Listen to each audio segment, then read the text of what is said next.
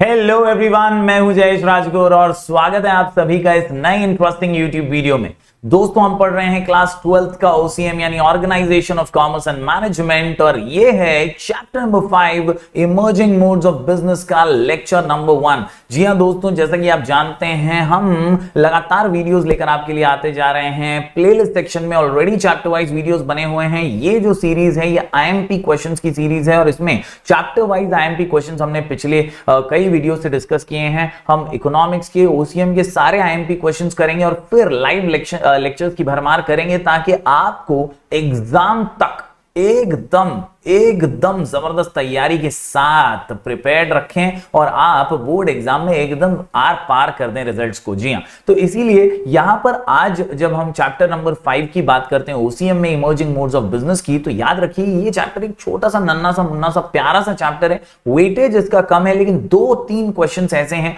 जो जरूर इस चैप्टर में से पूछे जा सकते हैं और आपको वो पूरे मार्क्स दे सकते हैं। कुछ ऐसे क्वेश्चंस जिनके बारे में आपको ऑलरेडी ऊपर से नॉलेज है, उसका ब्रशअप हम इन वीडियोस के जरिए करेंगे और फिर आप ओन वर्ड्स में आंसर को आसानी से लिख पाएंगे। दोस्तों, इमर्जिंग मोड्स ऑफ बिजनेस ये एक ऐसा चैप्टर है जो आपको ऑलरेडी आपके आसपास जो चीजें हैं ना उन्हीं के बारे में समझाता है। जैसे ई बिजनेस आज का जो हमारा टॉपिक है, जहां पर हम बात करते हैं ऑनलाइन पोर्टल्स पर कैसे बिजनेस होता है, ऑनलाइन बाइंग एंड सेलिंग कैसे होती है। तो हमने ऑलरेडी अमेजॉन, फ्लिपकार्ट वगैरह के बारे में देखा है, सुना है, हमने कई बार शॉपिंग भी की है ऑनलाइन।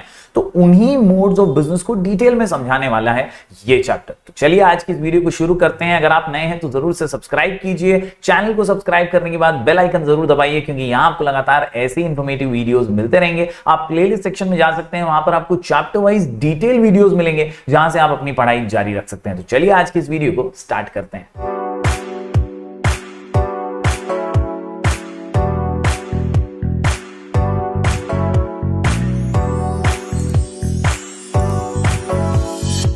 तो दोस्तों, जब बात आती है ई बिजनेस की तो याद रखिए ये जो टर्म है ना ये इलेक्ट्रॉनिक बिजनेस का ही एब्रिविएशन है और यहां पर मॉडर्न डे वर्ल्ड में ई बिजनेस एक बहुत ज्यादा पॉपुलर चीज हो चुकी है। पहले ट्रेडिशनल दुकानें हुआ करती थी, आज भी होती हैं, आगे भी रहेंगी, लेकिन ई बिजनेस एक बूस्ट प्रोवाइड करता है आपके ट्रेडिशनल वे ऑफ बिजनेस को। कहीं ना कहीं आप 24/7 एक दुकान में बैठे नहीं रह सकते, लेकिन आपकी वेबसाइट जरूर 24/7 चल सकती है जो आपको एक वाइडर ऑडियंस भी देती है, ग्रोथ भी देती है और एकदम जबरदस्त तरीके से आपको लोगों तक पहुंचाती है। ये हमेशा जब आप सो रहे हैं ना तो भी आपको पैसा कमा कर देती है और इसीलिए ई बिजनेस ये ग्लोबलाइज्ड वर्ल्ड में इस नई दुनिया का बहुत जबरदस्त और सुपर हिट चलन बन चुका है। हर बिजनेस हाउस ये कोशिश करता है कि किसी तरह ऑनलाइन वो कस्टमर्स तक यानी अपनी टारगेट ऑडियंस तक पहुंच सके।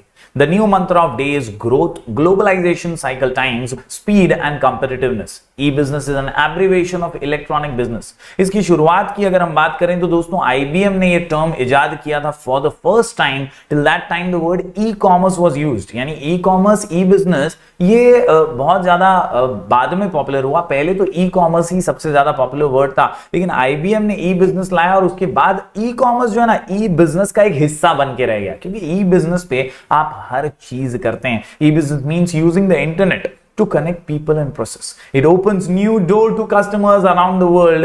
E-business establishes more closer and responsive relationship with partners, employees and suppliers. It connects, adapts and integrates IT systems so companies are able to manage their business efficiently. तो उम्मीद करता हूं दोस्तों आपको एक ओवरव्यू मिल रहा होगा कि यहां पर लोगों से जुड़ना है ऑनलाइन तरीके से, लोगों से जुड़ करके एक प्रोसेस बनाना है बाइंग एंड सेलिंग का। Through the internet, it is possible to invent new and innovative ways to add value to existing products. यानी हमारे को मोबाइल फोन लेना है, हमें कपड़े खरीदने हैं या कोई भी बेसिक नेसेसिटी की चीजें लेनी है तो ऑनलाइन उसके फोटो सर्व करके, देख करके उसके प्राइस को दूसरे प्राइसेस के साथ कंपेयर करते हुए हम आजकल ये काम घर बैठे कर सकते हैं। Yes, spending a lot of money से हम अननेसेसरीली बच सकते हैं और सही और बेहतर डिसीजन ले सकते हैं as a customer. Electronic business refers to the use of web, internet, intranets, extranets or some combination of these to conduct a business online.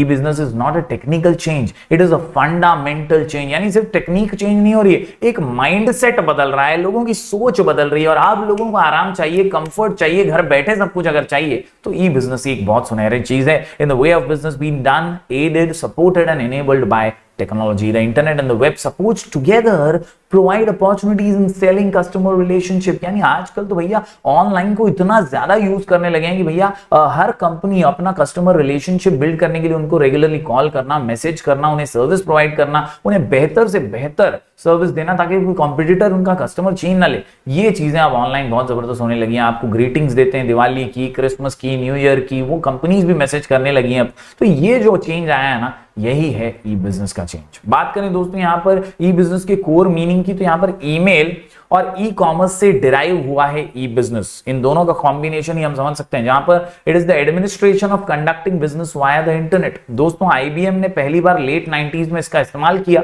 और बायर्स के लिए, सेलर्स के लिए ये एक प्लेटफॉर्म बन गया सेल और बाय करने का गुड्स को। Some people use the term E business and E commerce interchangeably, दोनों को सेम ही मानते हैं, but they are not synonyms, दोनों सेम नहीं है। E-commerce refers to buying and selling online, while e-business encompasses all business conducted online। यानी e-commerce तो एक छोटी सी ब्रांच बन गया है, e-business बड़ा है। सारी एक्टिविटीज जो ऑनलाइन की है ना, वो e-business में आ जाती हैं। बाइंग एंड सेलिंग से रिलेटेड, बिलिंग से रिलेटेड, पेमेंट से रिलेटेड, रिसिप्ट से रिलेटेड, वो सब e-business में आता है। e-commerce सिर्फ बाइंग एंड सेलिंग है। e-commerce is thus इस branch of an E business. तो उम्मीद करता हूं दोस्तों ये मीनिंग भी आपको समझ आया होगा। चलिए अब बढ़ते हैं आगे और आज जान लेते हैं स्कोप ऑफ ई बिजनेस, कितना ज्यादा ग्रोथ हो रहा है। क्वाइट वास्ट तो इसका स्कोप है ही, हम इसे ग्लोबल भी मानते ही हैं, लेकिन और क्या खास है इसके अंदर, और साथ ही साथ हम जानेंगे मोड्स ऑफ ई बिजनेस। दोस्तों स्कोप की जब बात करते हैं तो याद रखिए it is not restricted to just online shopping. It also includes online stock transactions and the use of software. In India, till now, business is managed through traditional methods. हमारे यहाँ पे अभी भी वो traditional methods चल रहे हैं। Now, many businesses are becoming aware, especially corona काल के बाद बहुत सारे business houses जो है ना वो aware हो चुके हैं of the advantage of e-business and are incorporating this into their strategies. It also helps in better communication between business house and makes purchasing easier for large organization. तो ये बहुत ही बल्कि हल्की मामला हो चुका है जहां ई बिजनेस एकदम पॉपुलर और ऑन डिमांड चलने लगा है। We have mentioned about that the scope of E business is quite vast. जैसा कि हम जानते हैं ट्रेडिशनल का लोकल स्कोप होता है, लेकिन इलेक्ट्रॉनिक वाला जो बिजनेस है ना भाई, उसका स्कोप ग्लोबल है। Almost all types of business function such as production, finance, marketing and personal administration as well as managerial activities like planning, organising and controlling can be carried out over computer networks। तो आजकल तो सब online computer networks के जरिए होने लगा है। The other way of looking at the scope of business is to examine it in terms of people or parties involved।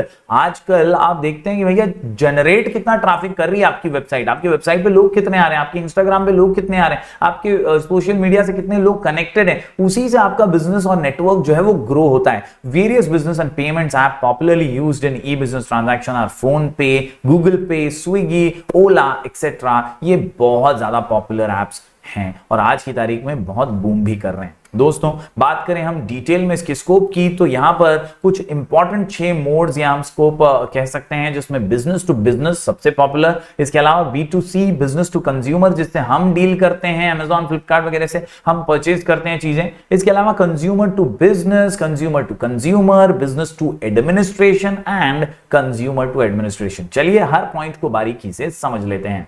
तो दोस्तों बात करें सबसे पहले business to business scope of E business की या मॉडल ऑफ ई बिजनेस की, तो यहां पर याद रखिए दोस्तों दैट अ बायर और seller are both business entities. यहां पर बी और बी का लेन देन होने वाला है, यानी एक होलसेलर, एक मैन्युफैक्चरर, एक प्रोड्यूसर, दोनों जो है वो दोनों बिजनेस ही कर रहे हैं, कोई डायरेक्टली कंज्यूमर से जुड़ा हुआ नहीं है। In this form, the buyer and seller are both business entities and do not involve individual consumers. Here, both the parties involved in e-commerce transactions are business firms and hence the name B2B, that is business to business। उम्मीद करता हूं दोस्तों ये concept आपको समझ आया होगा। Transactions between business firms come under this category। Business firms interact with each other for a variety of services. These include supplying ancillary parts, components to manufacturers, providing value-added services like catering and also providing manpower। तो इस प्रकार आप समझ सकते हैं कि business to business जो है ना दोस्तों, वो किस तरह से दो बिजनेस हाउसेस की डीलिंग है, वो भी इलेक्ट्रॉनिक वे में। उम्मीद करता हूं पहला पॉइंट आपको समझ आया होगा। यहां पर दोनों बिजनेस हाउसेस हैं जो आपस में इलेक्ट्रॉनिकली डील कर रहे हैं। बात करें अगले स्कोप के अंदर मोड ऑफ बिजनेस की, तो ये है बिजनेस टू कंज्यूमर, और यहां पर B2C हम इसे कहते हैं। Customer identifies the need and searches for the product और services to satisfy the need. हमारे जैसे कंज्यूमर ऑनलाइन चीजें ढूंढते हैं अलग अलग वेबसाइट्स पर, अलग अलग पोर्टल्स पर, जैसे Amazon है, फ्लिपकार्ट है, मिंत्रा है, और भी कई ऐसे दुनिया भर के ऐप्स हैं जिनके ऊपर हम जाकर के वेबसाइट्स पर उनके सामान ढूंढते हैं जो हमें चाहिए होते हैं। Customer select a vendor and then negotiate a price. हम देखते हैं कि भैया क्या प्राइस में मिल रहा है, दूसरे के कंपैरिजन में क्या प्राइस है। कस्टमर्स रिसीव द प्रोडक्ट और services, makes payments, get service and warranty claims. ये सिंपल सा प्रोसीजर है, इस प्रक्रिया को पूरा करते हैं हम as a consumer. As the name implies, B2C म्हणजे काय, तर वाघाचे पंजे, business firms at one end and its customers on the other hand. एका ठिकाणी कोण आहे बिझनेस, दुसऱ्या ठिकाणी कोण आहे कंझ्युमर, दोघांची भेट होते, त्यालाच म्हणतात business to consumer. The transaction under B2C are between business firms and consumer. Firms use their sites for range of marketing activities. These include promotion, product information, reviews about the product, service and delivery of the product at the doorstep. The cost of products and services kept low through this method and the speed of transaction is also faster. Examples of website flipkart.com सबसे famous। तो उम्मीद करता हूं ये simple वाला आप समझ गए होंगे। पहला वाला था B2B जहां दो बिजनेस हाउसेस डील करते थे, और ये है B2C जहां पर बिजनेस और कंज्यूमर आपस में डील करते हैं।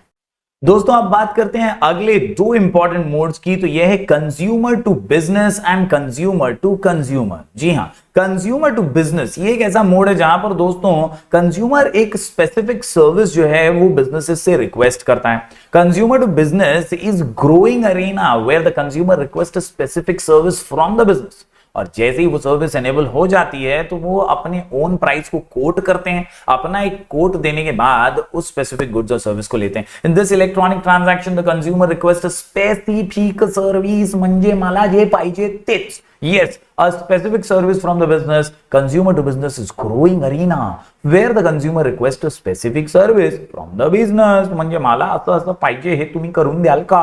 It enables buyers to quote their own price for specific goods or services. A consumer posts his request with a set budget online. जो अपन अपना बजट द्यायचा, अपन अपना बजट दे देंगे, फिर कंपनीज उसको रिव्यू करेंगी, the customer requirements and bids out the project. For example pest control वालों का अपन बोलते हैं भाई 3000 रुपए में मेरे घर का पूरा पेस्ट कंट्रोल करेगा क्या।